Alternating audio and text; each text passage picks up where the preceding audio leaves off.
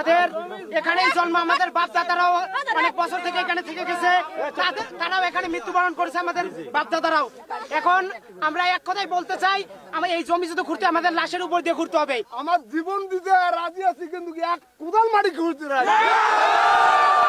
কৃষক কৃষক কৃষক, আমি কে আমি কে, তুমি কে আমি কে, কৃষক কৃষক, কৃষক বাঁচলে বাঁচবে দেশ, গর্বে সোনার বাংলাদেশ, গর্বে সোনার বাংলাদেশ, কৃষক বাঁচলে বাঁচবে দেশ। নদী খননের নামে, নদী খননের অজুহাতে এখানে 3 ফসলি জমি পানি উন্নয়ন বোর্ড খনন করতে চায়, কিন্তু আমাদের জমি, আমাদের কাগজপাতি সব ঝকঝকা, আমাদের 40-এর মালিক আমরা, 63-র মালিক আমরা।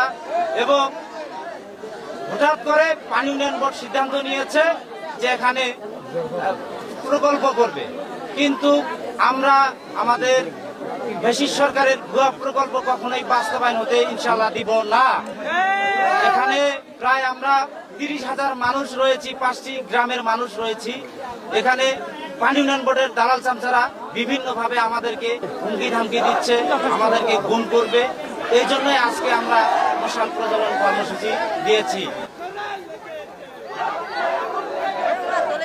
আমাদের বাংলাদেশ যেহেতু স্বাধীন বাংলাদেশ, তাহলে এই বাংলাদেশে কেন মানুষের বাড়ি উচ্ছেদ করে কেন নদী খনন করা হবে?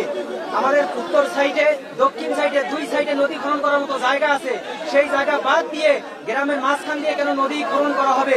এটাই আমি এই বার্তাটা, এই বিচারটা আমি দেশের মানুষের কাছে দিতে চাই।